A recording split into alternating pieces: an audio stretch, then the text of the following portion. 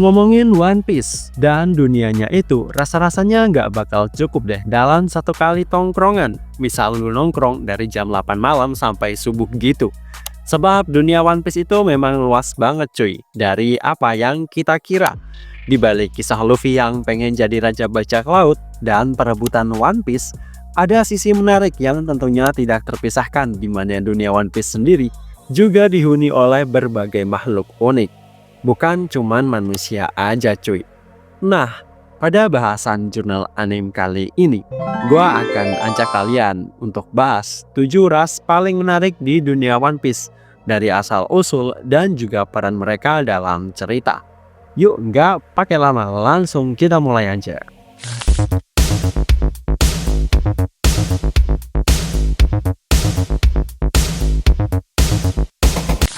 Ras pertama yang akan gua bahas adalah Fishman, atau ras manusia ikan.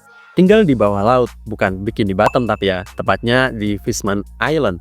Mereka punya kekuatan fisik 10 kali manusia biasa dan bisa menggunakan Fishman Karate.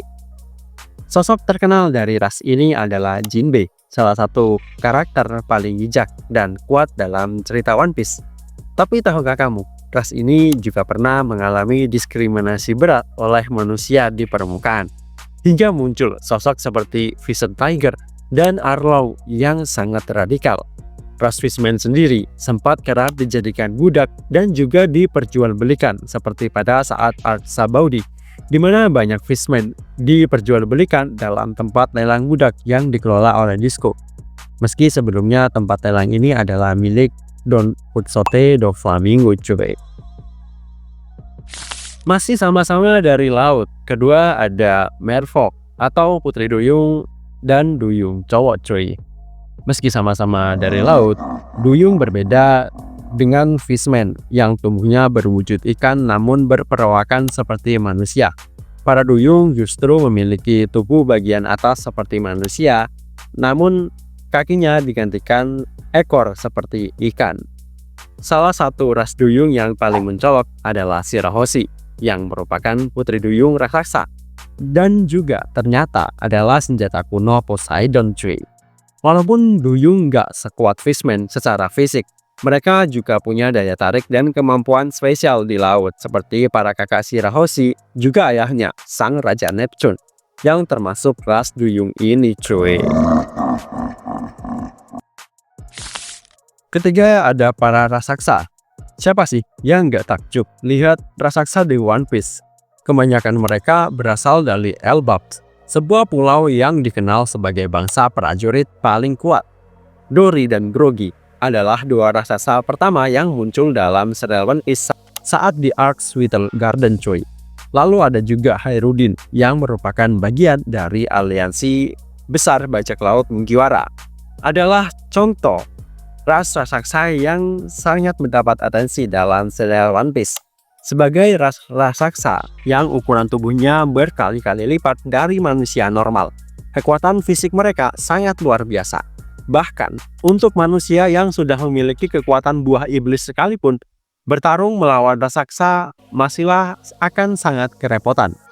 Ngomongin ras raksasa dan Elbap, saat ini cerita manga One Piece sedang banyak meng-highlight mereka. Banyak misteri baru terungkap, terutama perihal raksasa kuno yang ukurannya tubuhnya jauh lebih besar dari satria raksasa Elbap. Para raksasa kuno juga ternyata memiliki tanduk dan jauh lebih kuat dari segi fisik. Sosok seperti Loki dan ayahnya yaitu Raja Harald adalah raksasa kuno yang sempat diceritakan pada Arc Elbap kali ini cuy. Keempat ada Sukuing.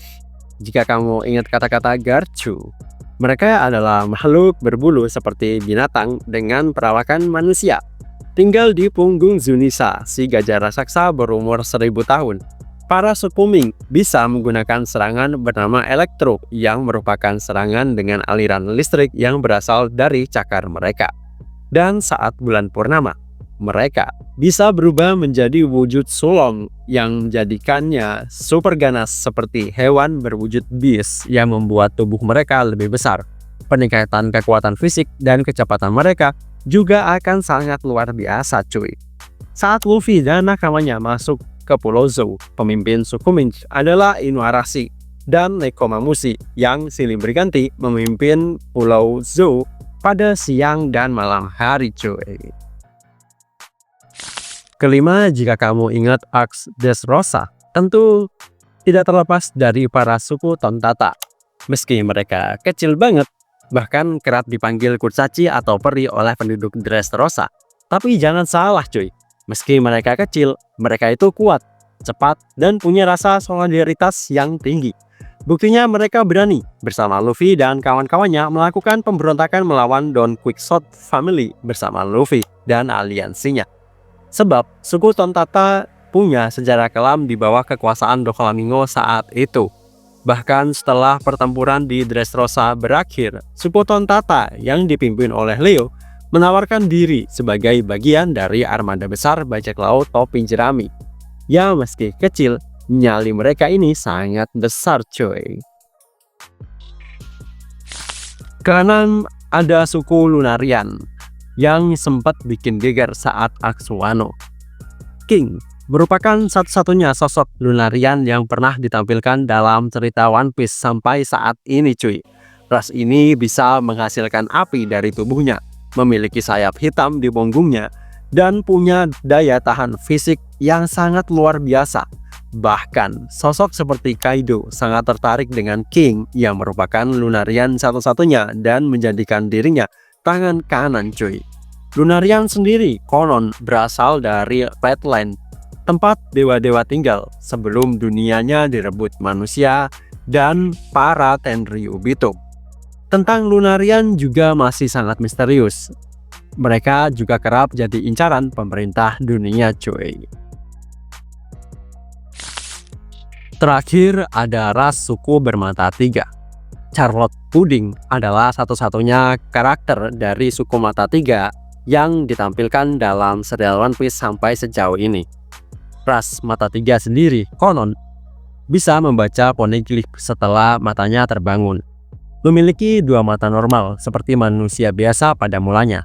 Mata ketiga mereka nantinya akan muncul di dahi jika telah bangkit, cuy. Suku bermata tiga ini juga masih sangat misterius tentang dari mana asal mereka dan siapa saja karakter yang termasuk dalam ras ini. Selain Puding mantan tunangan Sanji ini tentunya, cuy. Keberadaan ras mata tiga dan legendanya yang mampu membaca poneglyph membuat Puding menarik perhatian dari bajak laut Kurohige, hingga Kuzan dan Laffy akhirnya menculiknya di Whole Cake Island. Kemungkinan hal ini dilakukan karena Tits sendiri nampaknya juga berambisi untuk mencari tahu apa isi dari poneglyph. Kalau dipikir-pikir, ras di dunia One Piece itu bukan cuma tentang variasi bentuk tubuh, tapi cerminan juga di dunia nyata kita, tentang diskriminasi, perbedaan budaya, dan perjuangan untuk diterima.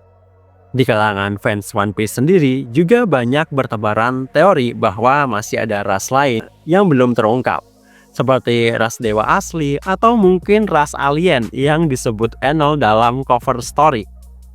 Lalu apakah dunia One Piece sendiri masih bisa lebih besar lagi? Menarik, kita tunggu jawabannya dari Oda Sensei ya.